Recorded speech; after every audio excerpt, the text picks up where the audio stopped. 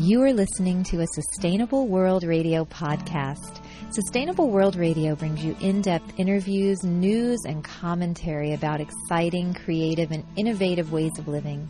Produced in Santa Barbara, California, Sustainable World focuses on positive solutions to environmental challenges, solutions that adhere to the permaculture ethics, earth care, people care, fair share. Are you interested in learning more about permaculture projects around the globe, how to plant a food forest, restorative design, or ethnobotany? Then stay tuned to Sustainable World Radio. I'm Jill Cloutier.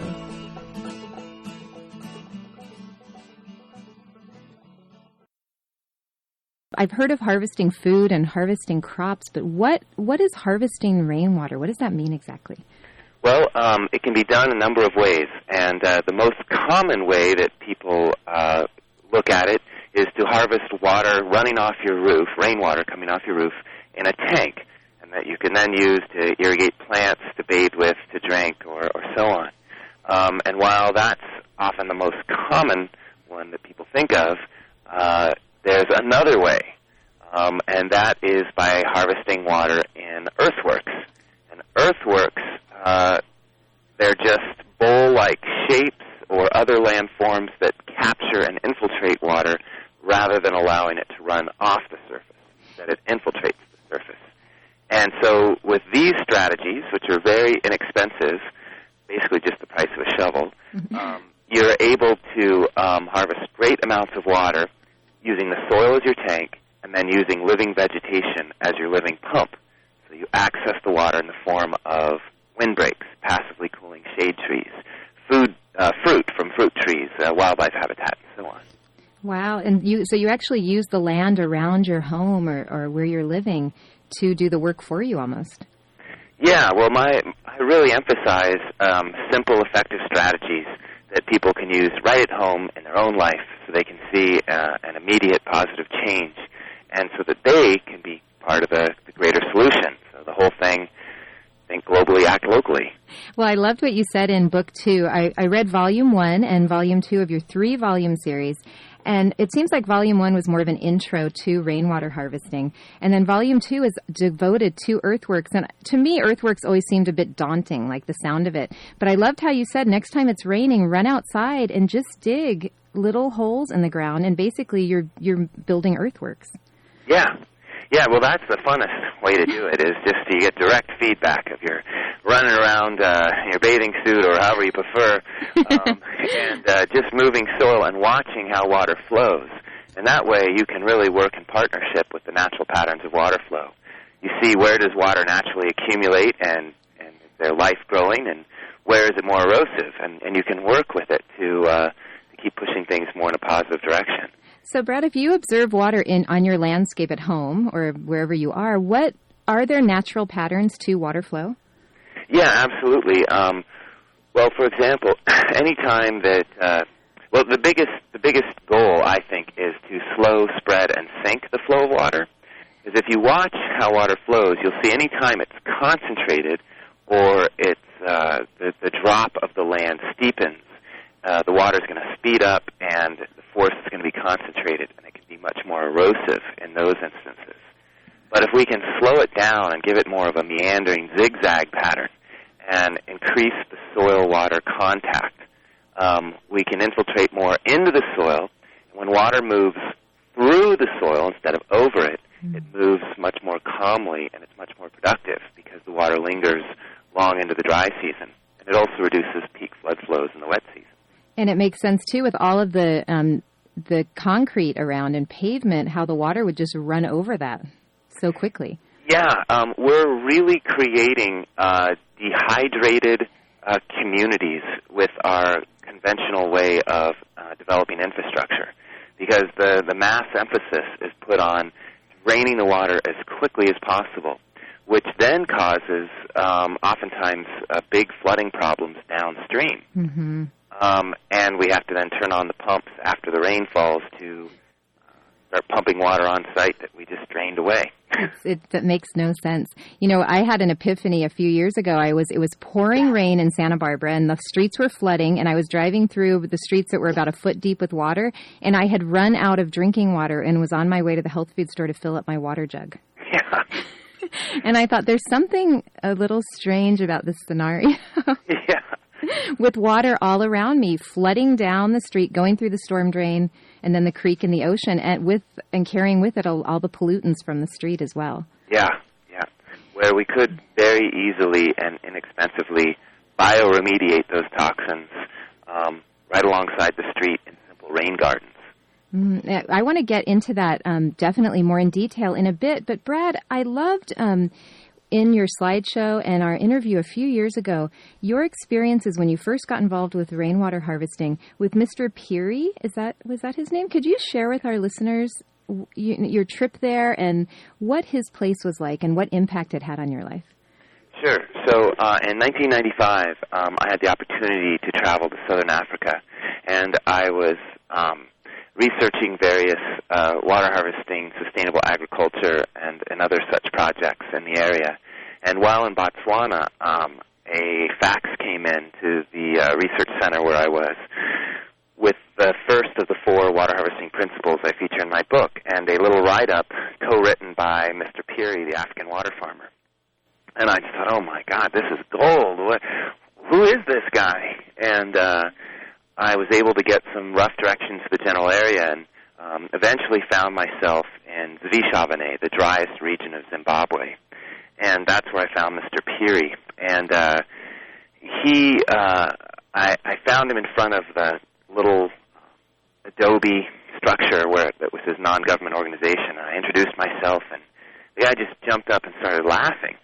It's one of the That's always a good sign. Yeah, one of the happiest guys I've ever met, and I think he was so happy because he's really made positive change in his community, and he's daily getting affirmation for that. But when he realized why I had come, he took me on a tour of his site, telling me many stories, and the best of all his own. And he was fired from his job working for the Rhodesian Railroad in the 1960s because he was politically active against the minority all-white government, and he being a black African. And he was fired and blacklisted, so he could never get another job. And he had to find some way of supporting his family of 8. So he looked to the land and the Bible, which he used as his gardening manual. And reading the Bible and the story of Genesis of Adam and Eve, he thought, this is it. Adam and Eve had all they needed in the Garden of Eden. So all I need to do is to create a Garden of Eden. But he thought about it a little bit more, and he realized, well, no, Adam and Eve had the Tigris and Euphrates rivers in their region, and I don't even have an ephemeral creek. So the first thing I need to do to create that garden is to create the rivers. And he's done that, and the way he did that is by just observing how the water flowed across his land. He saw where it flowed too quickly and was erosive. He strove to fix that, and he saw where it would collect and life would grow, and he decided to work on that. So working on the natural patterns he observed over 30 years, he converted what was just an eroded wasteland into a very productive oasis in the area where he grows all his food crops and the food for his livestock just on harvested rainfall in an area that receives 22 inches of rain a year on average, but many years doesn't even get half that in drought times. Wow. And so I was blown away to see how this person had taught himself everything just through observation and worked with just the sweat of he and his family's backs to turn this around and become a positive example for not only his community but all of Southern Africa, because many are now duplicating his efforts. And he truly was a seed of abundance, showing people a better way. And he challenged me when I told him how bad the situation was in my community. And I said, look, I don't want to be part of the problem. I want to be part of the solution. And I'm thinking of leaving so that I'm not part of the problem. And he said, well, you can't leave. He said, if you leave, you'll just take the problem with you.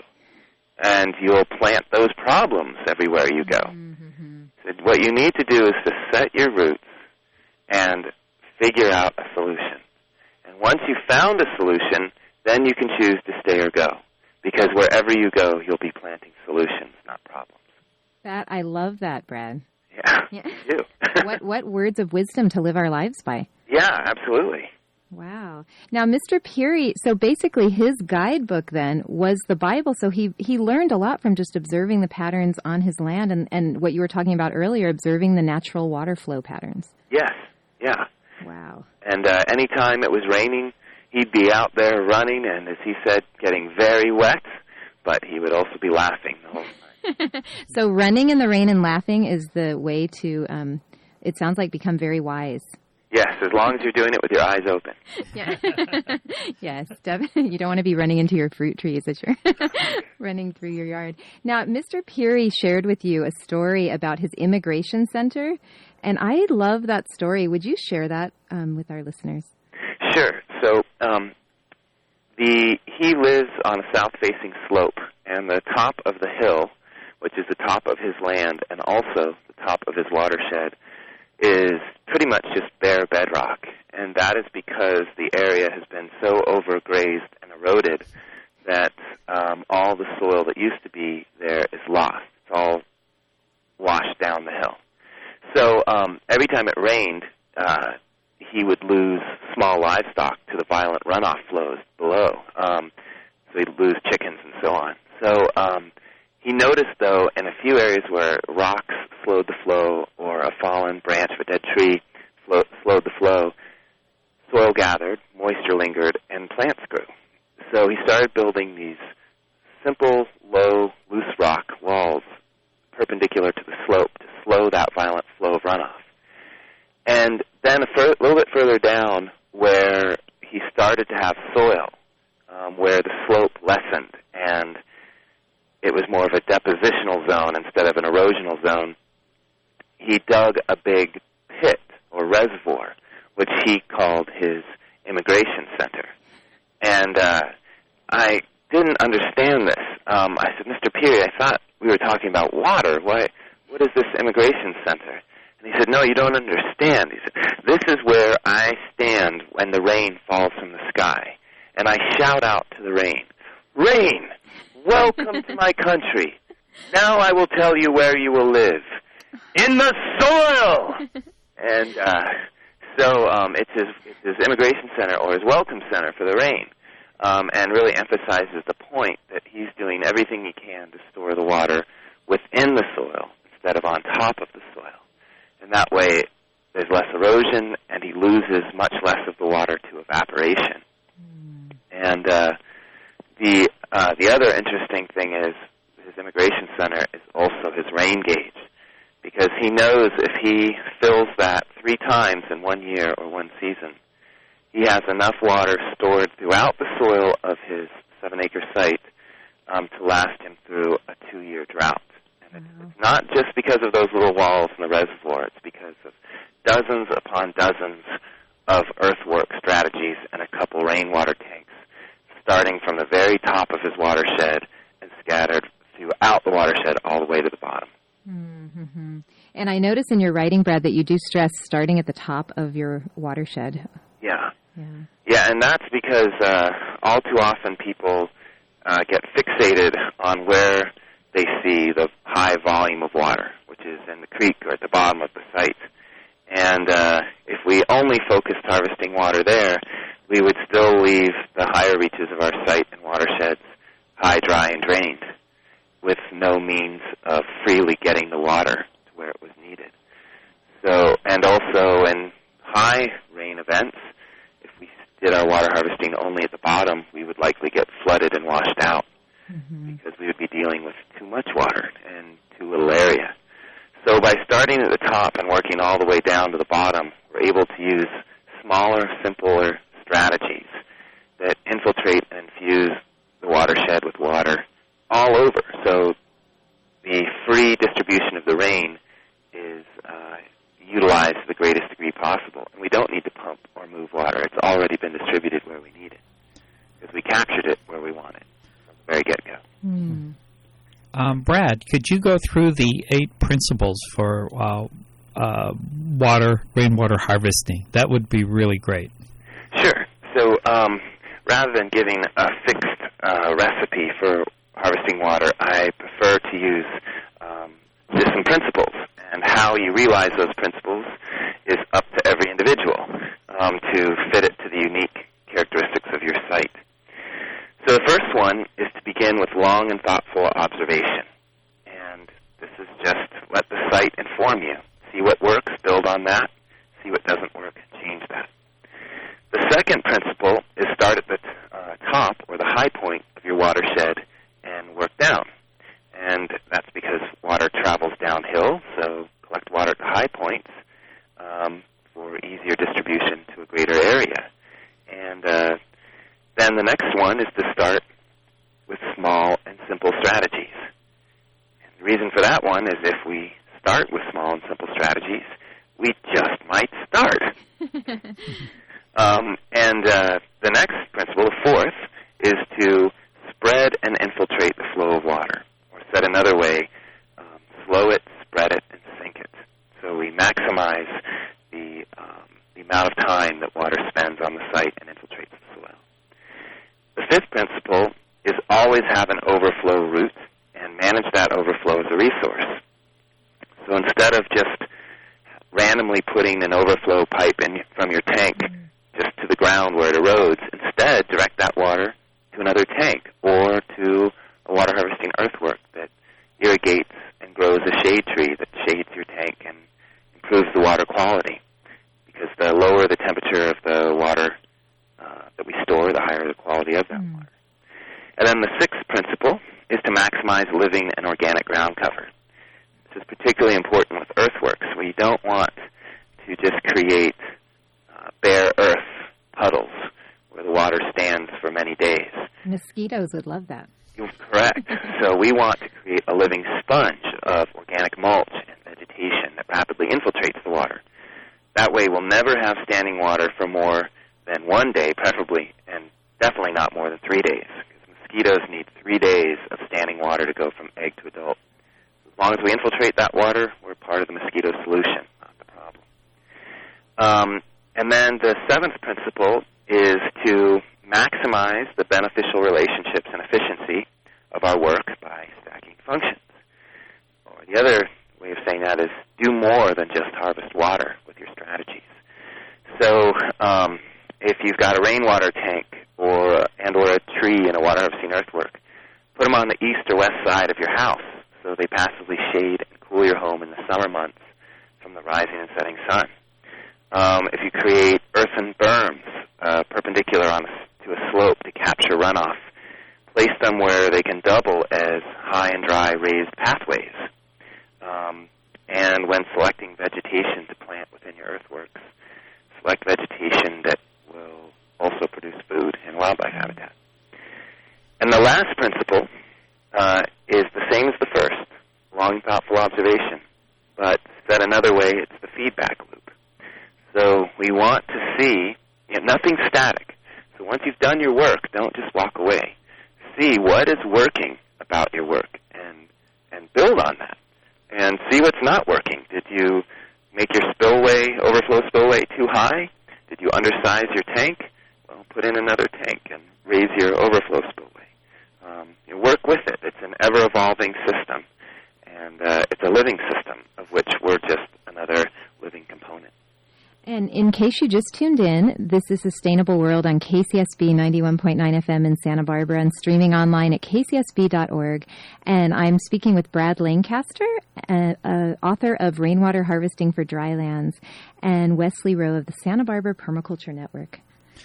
Brad, people listening are always wondering, how can I work all these water harvesting ideas into their landscape, and how would their city and county respond to it, and how you have done to change some of the ordinances to make it easier for people to harvest water. So if you could explain that, your work in Tucson, and then just kind of the broader scope of how cities receive and counties receive these ideas, and in this time of real need for change of the way we need to harvest water. Okay. So when my brother and I first purchased our old dilapidated home at that point, it's no longer dilapidated now, the water from most of our yard would flood towards the house and or towards the street. So it both flooded our home and it flooded neighboring areas of our neighborhood. So the water was really a problem. So what we did is we, directly around the home, we regraded the soil so that it sloped away from the home, reducing the flooding, and then started to capture, harvest, infiltrate the water at the higher points of our yard so it never even flowed or got anywhere close to the house, and instead infused the landscape with free water. So that solved our flooding problem, and then we started collecting more and harvesting more of the water that used to run towards the street and used to carry sediment into the street, which would wash into and clog the storm drains. So that started to improve things for the community and us, because our water bill kept dropping. We didn't have to irrigate so much anymore as we did more of this. We noticed that our neighbor's roof was draining its water between our house and their house, and it was creating an erosive gully. So we guttered our roof and their roof, directed the water to the high point of our landscape, because they let us have their water as long as we would pay for the gutter of their roof. And this gave us more water where we wanted it to irrigate a garden, but it also stopped the erosion problem that was undermining the foundations of both homes. So this way we started to jump and work with our neighbors.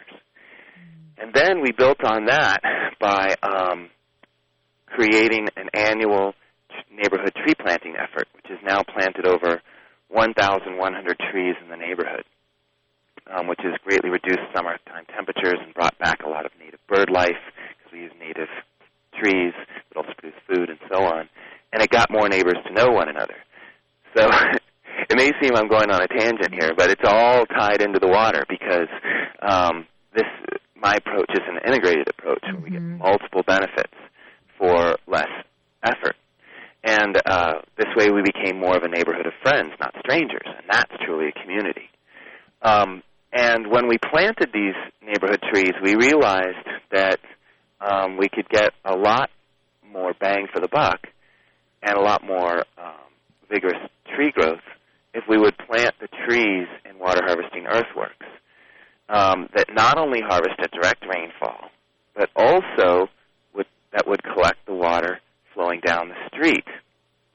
And we started to make curb cuts where we would cut the raised curb along the side of the street to direct the street runoff off of the street and into street-side mulched tree basins. So this way, the street became the passive irrigator of the street tree, while simultaneously reducing the flooding problem downstream,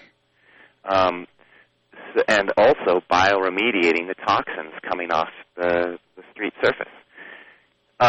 And we had incredible success with this, and neighbors all throughout the neighborhood wanted to do it.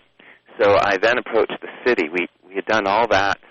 We permitted the location and the type of tree, but we did not permit these curb cuts. We just thought we'd try it out and work through the problems, because there were a few initial things we had to solve. With those solved, we approached the city. We said, look, we think we've come upon a really great strategy here, and many people want to do it. So the city was initially resistant, but after a 5-year process, you can now get a permit for a water harvesting curb cut to use street runoff to irrigate your street trees. And this is taking off. There's whole neighborhoods throughout Tucson that, on their own initiative, are now doing this. So entire streets are now lined with trees and water harvesting earthworks. We better get our jackhammers out. Well, don't use a jackhammer. That's what would you the city has a problem with. You use a concrete saw, so it's a very good. cut. And, you stopped me from a disaster. Yeah, and then you buff out the cut with a grinder, so it looks really nice. Because we're trying to enhance the infrastructure, not worsen it by any means. The image of me with the jackhammer is somehow. No. You know, what I love about this is that it's a win-win situation for everybody. Yeah. Yeah. And the city can't argue with that. Yeah, and here's an incredible statistic, is the average residential street in Tucson, where we only get 12 inches of rain a year, will drain over 1 million gallons of runoff per mile per year, just on a 1-mile section of residential street. So if you think of all the thousands of miles of streets throughout the community we have, you see just what a mass quantity of water we're draining out of the community. 1 million gallons of runoff per mile per year.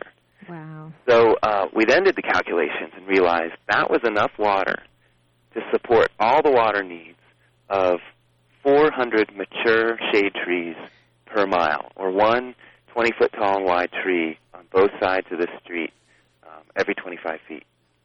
So we have all the water we need just from the street to create the shading canopy that shades over the street. And this can result in a 10-degree Fahrenheit drop in summertime temperatures, creating the cool island effect and reversing the heat island effect, which we currently have, which is caused from just bare exposed streets, which absorb the sun's heat of the rays during the day and radiate it out at night. And this has increased summertime temperatures by 10 degrees. Wow. We can flip that around. Now, Brad, when you were doing all of this experimentation and rainwater harvesting at your own home, didn't the water company come out and thought that maybe your meters were broken or something because your water usage dropped so quickly and rapidly?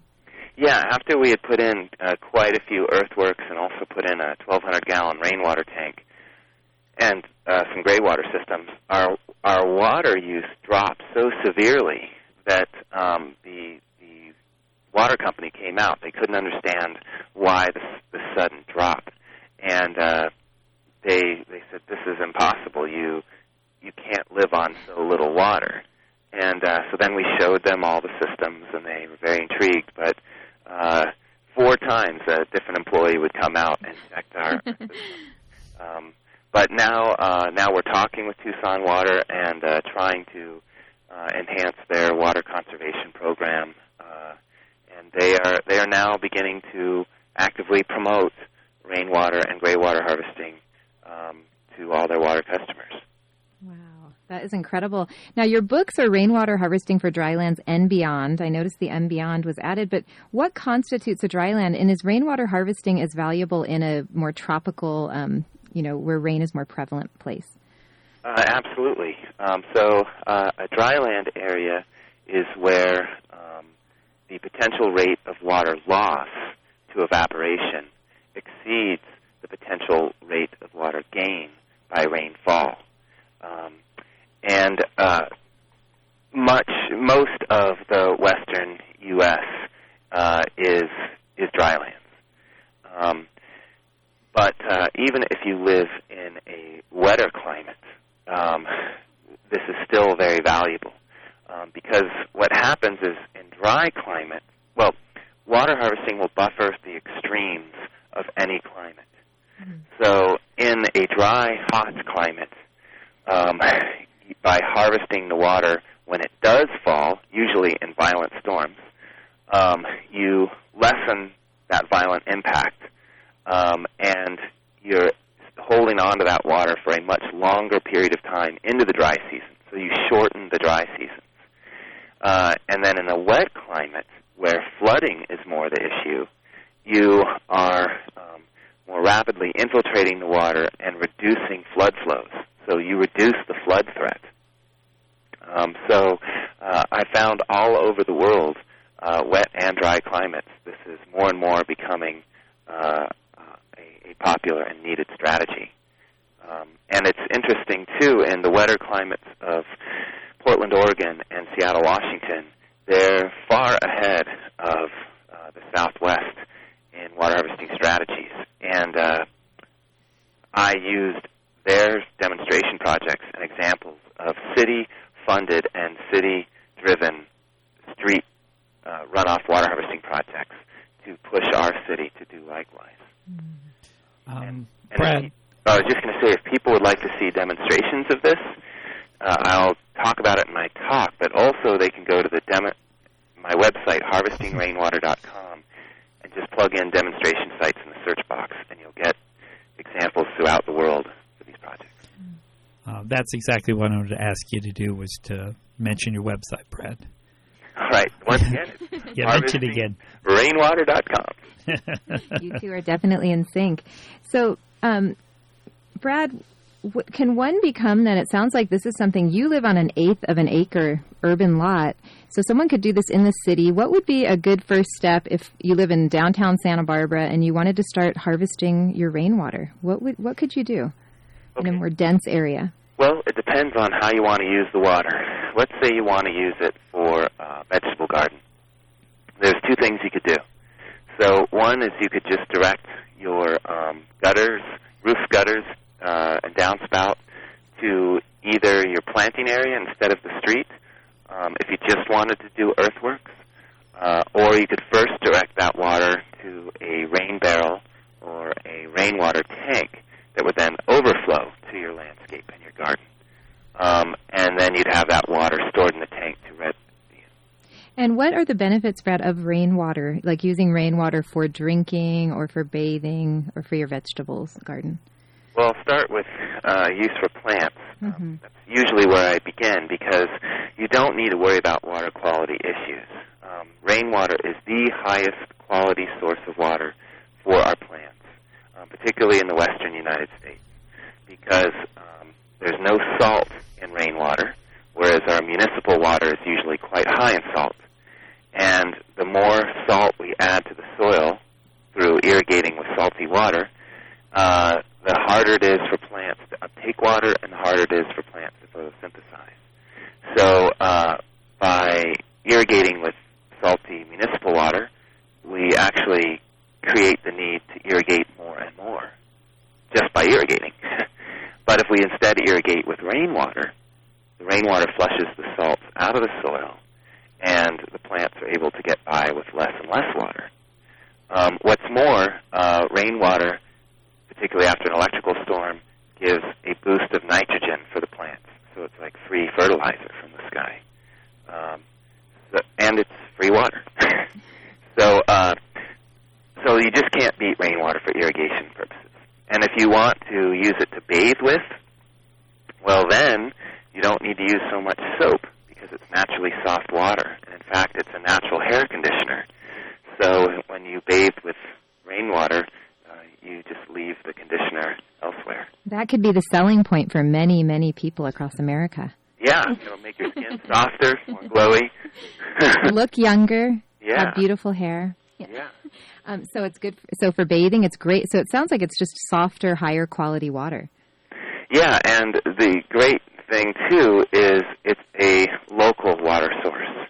It's not being imported through hundreds or thousands of miles of pipes and canals at great expense, not only monetarily, but through fuel and emissions into the atmosphere. So we're able to reconnect with our local water cycle and where our resources come from. And if we're combining our rainwater harvesting systems with a gray water harvesting system, not only do we know where our water comes from, we know where it goes. And we know that it goes into a system that beneficially reuses it, so that the water leaves our site at least the same quality it came into our site, and maybe even better quality than it came in. We're blessed to have Brad coming to Southern California, starting in August the 28th in Ojai, and working all the way through to Northern California and back to Santa Barbara and south. I think for California, we should always remember that in Southern California has one of the most piped landscapes ever designed, relying on water from far away that may not be available in the future. And this is something that I think Brad will address as he comes through California. And if you want to comment a bit on that, Brad, and the ideas around your tour. Sure. Well, one of my goals is always to empower people and their communities with very simple, effective strategies. So I'll be showing people examples from many communities throughout the U.S. and the world, and strategies that they can replicate in their own homes and communities that make the most of harvested local rainfall, and also harvesting stormwater, which would be the water off of our streets and other surfaces, contaminated or otherwise, and gray water, which would be the water coming from our household sink drains, shower, bathtub drains, and washing machine drains. We can recycle that and use that on site with the overall goal that if we get enough critical mass, we can enhance and improve our local water resources, while at the same time improving the health of our watersheds, the food productivity, and so on of our communities. And even if getting that critical mass may seem like it's a good bit away at this point, you can start in your own home and your own life, and you can be recharged daily as you see how things improve in the home zone. And you will infect others with these strategies and ways of doing things. And that's how we most rapidly and effectively get that critical mass, is by simply and joyfully showing people strategies that they can implement in their lives too, so that we can all be dancing in the rain. Brad, you'll be tending down in Santa Monica as part of your tour the American Rainwater Catchment Association's annual meeting, which is going to be in Santa Monica. Could you just talk a little bit about that organization and maybe give their website? Sure. There's a couple organizations that are quite well known for rainwater harvesting to spread the word and build the industry. So there's the International Rainwater Harvesting Association, and then there's the American one, which is having its conference in Santa Monica, and that is the American Rainwater Catchment Systems Association, or ARCSA.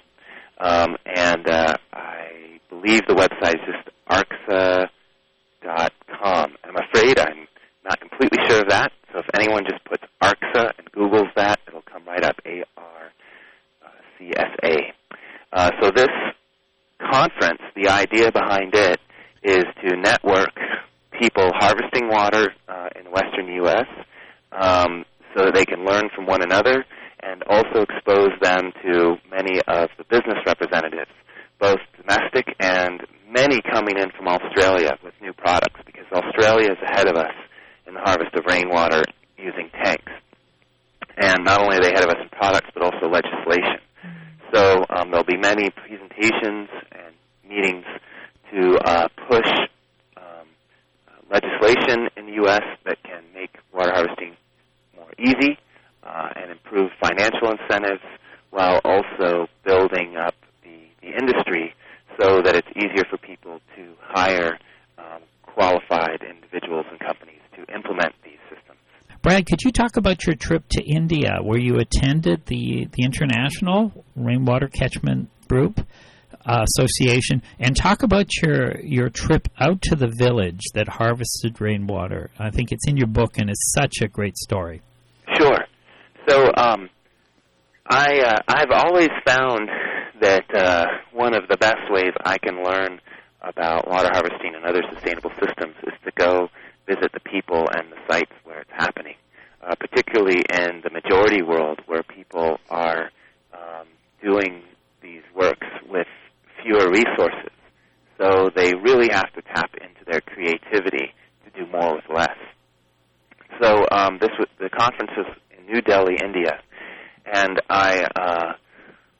one of my goals was to find another Mr. Peary story, another community or individual doing as Mr. Peary did, so I could feature such a story in the second book, Volume 2. And within minutes of getting to the conference, I met Sri Padre, who is the Wendell Berry of India. He's a water harvesting farmer, journalist, and poet. And he just introduced me to all kinds of people and organizations doing such work. and one of those was the village of La Poria. So after the conference, I set out with some friends to visit this site, and on the way, it was a very bleak drive through the desert of Rajasthan, where most of the area had been deforested for people getting timber and charcoal production, and very eroded land. And we had learned that people and animals had been migrating out of the area for many years because it was just steadily getting worse, and the water table continually dropping and becoming more saline. But then when we met our guides and they started getting us closer to the community, things really started to green up. And we got out of the vehicle at one point, and there was a strange concrete structure, shade structure, and it was surrounded by trees within water harvesting earthworks. And I asked the guide, I said, why is this structure here? And they said, well, we built that for shade. And I said, well, I don't understand. There's shade all over with these trees. Why don't you just use that? They said, no, you don't understand. When we started this work, there were no trees. So they would shelter themselves under the structure when they were building the earthworks and replanting them. Mm. But now it's a relative oasis in the area. And we went into the village and met Lakshman Singh, who is one of the leaders of the village. And when he was a very young man, he had seen how things in his community were just getting worse and worse over time. And he had heard of an effort in the Alwar district of Rajasthan where over 850 villages were coming together to do a mass reforestation project of their watersheds and implementing earthworks in an attempt to bring back 5 rivers they had killed. Mm. They had so deforested their watersheds and overpumped their water that these 5 rivers had stopped flowing. And they actually did bring back all 5 dead rivers by responging, revegetating the watersheds, and using more water-conserving practices in their daily lives. Wow. So Lakshman Singh came back to his community wanting to do likewise, but he had different soils, different topography, different plant types, and different land use. So, as it is in all cases, you have to create a strategy specific to your site and its unique conditions. So he spent 3 years playing with this idea he called a choka, which is like a square boomerang berm. And a berm is on a slope. You have a berm that comes down in kind of a U shape, or in his case, a squarish U shape, that's open to the water coming from upslope. And then the berm on the downslope side captures that water, so it collects behind it and infiltrates. So he developed a system that he could use with these throughout his pastures. And he talked to the community, tried to get them into this, but no one cared. They didn't see the value. So he realized, well, I have to strive to show them the way some other way. And the village, it relied for much of its drinking water from hand-dug wells that were fed by 2 large reservoirs that caught water from the watershed above. And these had silted up over time, so they no longer had the capacity to hold and infiltrate water. So he said to the community, well, let's desilt the reservoirs. And the community said, no, we can't do this. God silted it up, God will desilt it. Or some people would say, no, the government will fix it, we don't need to fix it. And Lakshman said, no, the only way this will be fixed is if we fix it. These are our reservoirs, this is our community, we need to step up. Nobody would. So he started. Just he and 2 kids from the youth group he had formed. And every day they would go and work all day trying to desilt these massive reservoirs. And then people would watch, like, what is he doing? He's desilting the reservoir. And one by one, people would join him, until after some time, the whole village was working to desilt the reservoirs. And they did so just in time for the monsoon rains. filled the reservoirs, and their wells started to go up again, and things were improved. And the community saw what it could do. They were empowered, and now they were ready. So Oxman showed them the strategies they could use in their pastures, and the community worked together to create other strategies and policies where they said anyone who cut down a tree would be punished. And they set out the requirement that every family had to plant 5 trees per year, anywhere they wanted it, on their own land or in common land. And soon everyone's private land was full of trees, so they started planting more in the commons. And this has resulted in the greening of their watersheds, much more food production, the well levels have come back up, and now nobody's migrating out of the area.